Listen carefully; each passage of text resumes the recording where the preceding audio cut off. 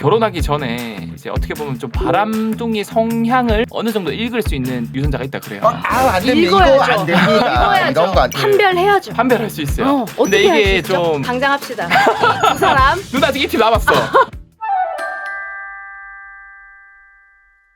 안녕하세요. 과거로 장인진계 창피의 이독실입니다. 안녕하세요. 모두에게 과학이 필요한 시간 레이디 제인입니다. 안녕하세요. 보고 싶었습니다. 각호 엑소입니다. 반갑습니다. 반갑습니다.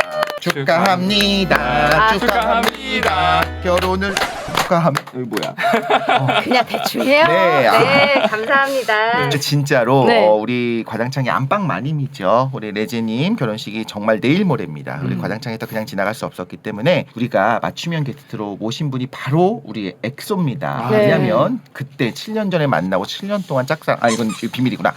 자, 우리 엑소님 정말로 네. 잘 오셨고요. 네. 오늘 어떤 이야기를 하게 될까요? 오늘은 이 방송 업로드 기준으로 이틀 뒤에 이제 레지의 누나가 결혼을 하게 됩니다. 네. 그래서 이제 사랑, 결혼, 뭐 사랑의 거와 결혼의 가, 네. 뭐 이런 조물처럼해서 것도 과학으로 풀 수 있나요? 풀 수 있. 풀 수 있죠. 사실은 이면에 굳이 이 주제를 왜 했는가를 생각해 볼 필요가 있는데요. 그쵸? 정말 애틋합니다. 근데 아마 제 기억으로 레제 누나랑 저랑 첫 화에 네. 약간 사랑 얘기를 했었거든요. 맞아요. 그때 맞아요. 제가 턱 빠진 얘기했어요. 키스하다가 키스하다가 턱 빠진 턱이 얘기를 빠져가지고. 엑소가 그 과장성 시즌 1 첫 편을 들으시면 다시 확인하실 수가 있습니다. 꼭 들어보십시오. 키스를 3시간 하다가 턱 빠진 얘기는 제가 살다 처음 들어봤거든요. 아, 내가 3시간 했구나. 야, 혈기왕성할 때. 네. 그래서 저도 그때 대체 이 사랑이란 무엇이길래 턱까지 힘이 빠지잖아. 대단하다 이런 생각을 했었습니다. 누나는 안 그랬을 것 같아? 누나는 내 기억으로 그때 가장자 출생 초창기 때 헤어진 남자친구 보고 싶어서 일본까지 간 걸로 기억을 하는데. 그건 맞습니다.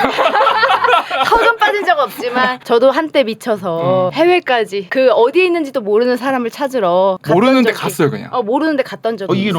로맨틱하다. 턱 빠진 것보다도 로맨틱한 느낌인데 네. 이게 다 예, 과학이거든요. 이게 왜 과학이냐고 이게. 그거를 이제 하는 겁니다. 어. 사실 여러분이 과학을 차갑다고 생각하시면 그렇지 않습니다. 네. 지금부터 우리가 할 주제는 정말로 따뜻한 과학. 그래서 레이디 제인을 떠나보내면서 동생 엑소가 정말 하고 싶은 복잡 미묘한 사랑과 결혼에 대한 과학 이야기.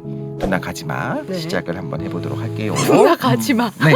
일단 첫눈에 반했다 말씀하셨죠. 후광이 비쳤다. 네. 근데 반한 거를 숨기고 싶은 거예요. 네. 난 당신한테 반해서 숨기고 싶으니까 하는 말이 뭐냐면 나 옛날에 키스할 때 3시간 키스했던 남자야. 이렇게 오히려 더 센 척을 하는 겁니다. 반했다는 걸 들키고 싶지 않으니까. 그렇죠. 그리고 그때부터 방송인이었거든요. 반해가지고 이러고 있으면 안 되잖아요. 그래서 다른 여자랑 3시간 했어. 막 이렇게 얘기하는. 저는 이렇게 생각합니다. 제가 첫눈에 반한 그 지금 이제 예비 신랑. 그렇죠. 네. 그분이 제가- 첫눈에 반했다 그랬잖아요. 남편이 저한테 첫눈에 반한 걸 제가 그때 본 사람으로서 네. 그건 절대 숨길 수가 없다. 맞아. 알았어요. 상대방이 무조건 알 수밖에 없는 그 약간 동공이 약간 이상하거든요. 맞아요. 긴장되고. 어디를 보는 건지 잘 모르겠. 동공이 이상하게 막 당황한.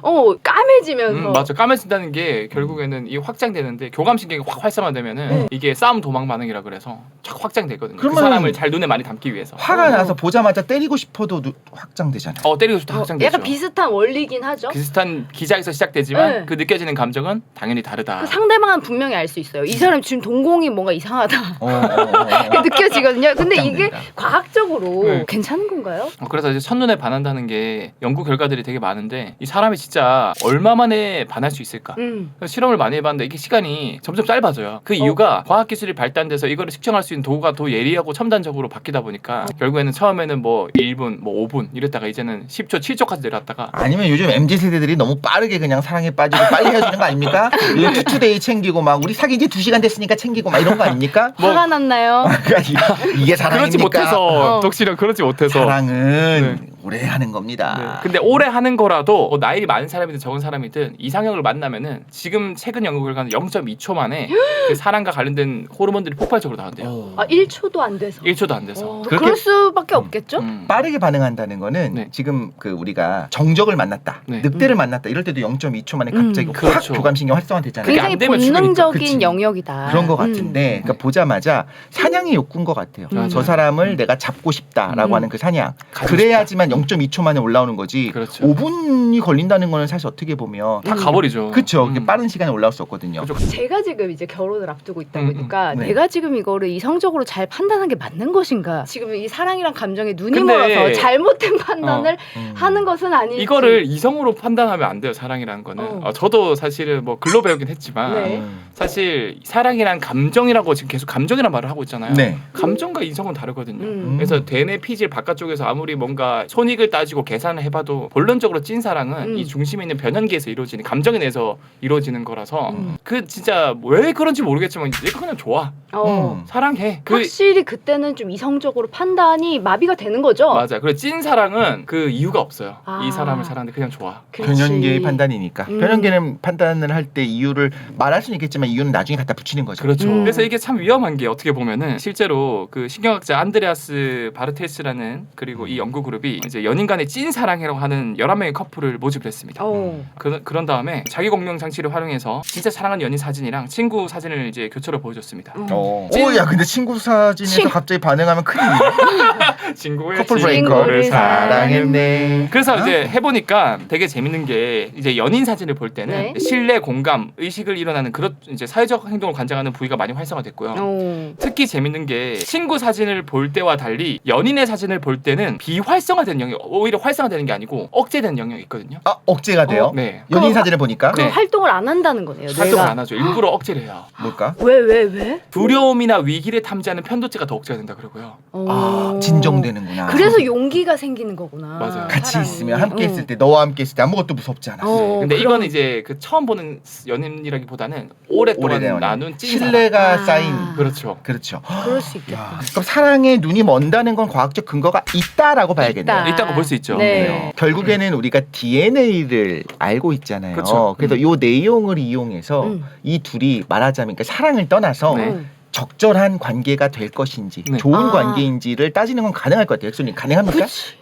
맞아. 이런 게 과학적인 거죠. 이게 굉장히 재밌는 실험이 있는데 서로 입은 옷을 며칠간 입게 한 다음에 네. 다 빨고 난 다음에 이제 입고 며칠 뒤에 이제 벗어서 수거를 했어요. 네. 그래서 서로 이성 간에 모르는데 냄새를 맡게 해줬거든요. 근데 뭔가 끌리는 냄새가 있고 진짜 역한 냄새가 있었대요.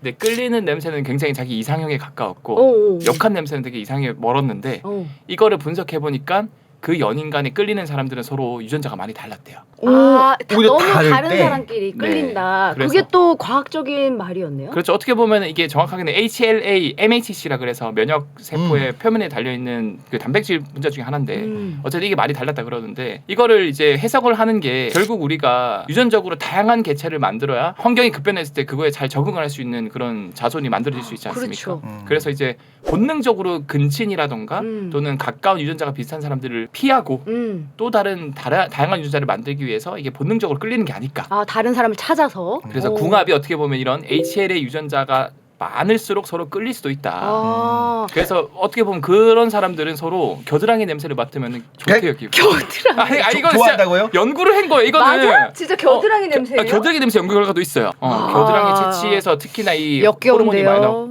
많이 나오거든요. 그치 일종의 네네. 페로몬 같은 거지. 네네. 근데 그거를 싫어하지 않는다. 일단 우리가 정리를 한번 해보자면 의외로 닮은 사람이 아니라 다른 사람을 좋아하더라. 더. 근데 네. 그 다르다는 게 뭐냐면 HLA 유전자 요 부분을 얘기하는 건데 유전자 적합성 그리고 아까 MHC 말씀하셨잖아요. 그렇죠. 얘가 항원 제시 세포에서 이렇게 그러니까 적절하게 이 항원 항체 반응을 일으키는지 아닌지를 보여줄 수 있는 그런 부분을 얘기하는 네네, 거잖아요. 맞아. 이게 다르다라고 하는 건 무슨 의미냐면 자기와 비자기를 구분할 때 다르게 구분하는 거예요. 예를 들면 하나만 예를 들면 레제님의 피를 네. 뽑아서 제 피 안에다 집어넣는다 한 방울을 네. 그럼 당연히 이제 응집이 일어납니다. 왜냐면 맞아요. 비작이라고 내 피에서 인식을 그러니까 내가 내게 인식을 하는 아니라고 거예요. 하죠. 내가 아니라고. 내가 아니라고. 그런데 오히려 그렇다면 우리가 흔히 말하는 것처럼 우리 간 이식을 할 때 네. 여러 가지 요소를 살펴보잖아요. 네. 이식이 잘 되려면 네. 오히려 좀 적합하게 비자기로 인식할 가능성이 떨어져야 되는데 그렇죠. 오히려 궁합 얘기를 할 때는 네. 비자기로 오히려? 인식할수록 그렇죠. 전혀 다를수록 네. 그죠 우리 몸에서 거부할수록 네. 그럴수록 더 끌린다는 거잖아요. 이걸 이제 과학적으로 유추해 보면은 정말 사랑하는 인코 부부일수록 장기 이식이 어렵다라고 볼 수 있어요. 오히려 그런 거죠. 서로 너무 달라서. 다르니까. 어. 반대로 쌍둥이는 완벽하게 HLA가 똑같거든요. 그렇죠. 그래서 서로 장기식 가능해요. 오야. 이렇게. 오. 사람들이 뭐 흔히 말하는 게 다 과학적인 근거가 있는 얘기였다. 네. 그렇죠. 네. 그리고 사실 이거 말고도 이제 결혼하기 전에 이제 어떻게 보면 좀 바람둥이 성향을 어느 정도 읽을 수 있는 또 유전자가 있다 그래요. 안 됩니다. 이거 읽어야죠. 안 됩니다. 읽어야죠. 이런 거 안 돼요. 판별해야죠. 판별할 수 있어요. 어떻게 근데 할 수 이게 있죠? 좀 무섭기도 한데 우리 지금 당장 검사할 수도 있거든요. 당장 합시다. 이 두 사람 누나 아직 이 팀 남았어. 할 수 있어. 해봅시다. 어떻게 할 수 있죠? 바람둥이 유전자라고 불린 유전자가 하나 밝혀졌어요. 그게 뭐냐면은 실제로 미국 뉴욕 주립대학교에서 밝혀진 연구 결과인데 젊은 남녀 180명을 대상으로 특정 유전자랑 바람기의 상관관계를 비교를 해봤습니다. 그랬더니 실험 참가자 중에서 DRD4라는 유전자를 가진 사람들이 그거에 좀 민감성을 가진 사람들이 이 바람을 피는 확률이 엄청 높았다 그래요. 2배 이상. 그래서 이게 왜 그렇냐면 이 DRD4라는 게 이 도파민 수용체 중에 하나인데 얘가 민감한 사람들은 어떨 때 더 쾌감을 더 느끼냐면 같은 상황일 때 도박을 할 때나 남을 속이고 뭔가를 할 때 또는 이제 스릴 있는 거 뭔가 할 때 극단적인 그런 걸 할 때 다른 일반 사람들에 비해서 더 그거에 대해서 민감하게 얘가 활성화된다. 신이 나요. 근데 이 수용체가 도파민 수용체다 보니까 쾌감을 느끼게 하겠죠.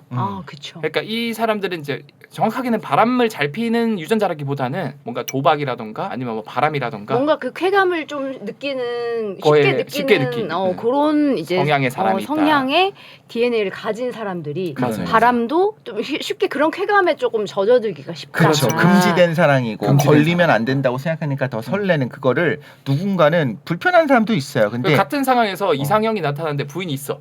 근데 이상형이 눈빛을 번했을 때는 일부러 이렇게 눈을 피하는 사람이 있는가 하면은 봤을 때 동공이 동공이 커져. 부인이나 남편이 있으면 더 좋아하는 거야. 왜냐면 맞아. 더 두근거리니까. 그게 더 쾌감이 그렇죠. 있다라고 쾌감으로 느껴지는 느끼는 금지된. 그러니까 요 유전자는 바람 유전자이기도 하지만 다르게 말하자면 굉장히 중독에 취약한 거죠. 맞아요. 도박도 쉽게 중독될 수 있는. 범죄의 유전자네. 범죄의 유전자. 어떻게 보면 그렇게 그럴 빠질 수 수 있겠네요. 있는. 네. 그리고 또 진화 인류학자인 에나 마친이라는 이분이 그 본인의 저서에서 밝힌 굉장히 재미있는 얘기가 있어요. 네.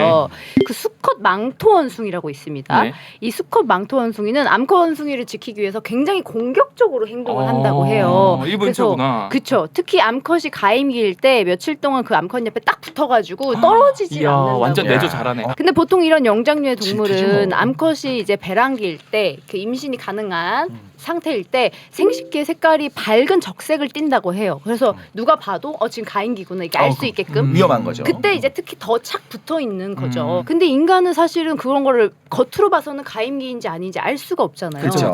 그렇기 때문에 이제 언제 지켜야 될지를 확실히 모르기 때문에 오히려 계속 짝꿍을 지키고 있는 게 아닌가. 그래서 이제 인간들은 독점 계약이라는 걸 결혼이라는 제도로 계속 지키기 넌 내 위해서 거고 난 네 이렇게 거야. 서로 찜하는 게 아닌가라고. 야, 이게 되게 논리적이다. 그런 얘기를. 못 보니까 알 수 없으니까. 네네네네. 그러니까 계속 평생을 내 거로 해야 되는 거야. 그렇죠. 그러니까 이렇게 계약을 했다. 모두에게 과학이 필요한 시간 과장창 오늘 엑소님 모시고 결혼, 사랑에 관련된 과학 이야기 나눠봤는데 과학으로 뭐 풀어본다고 했지만 사실 사랑이라는 건 답이 없지 않을까. 네네. 그럼 저는 또 뭐 그렇게 생각을 합니다. 대한민국 모두가 과학으로 장난치는 그 날까지 모두에게 과학이 필요한 시간. 과장창 화이팅!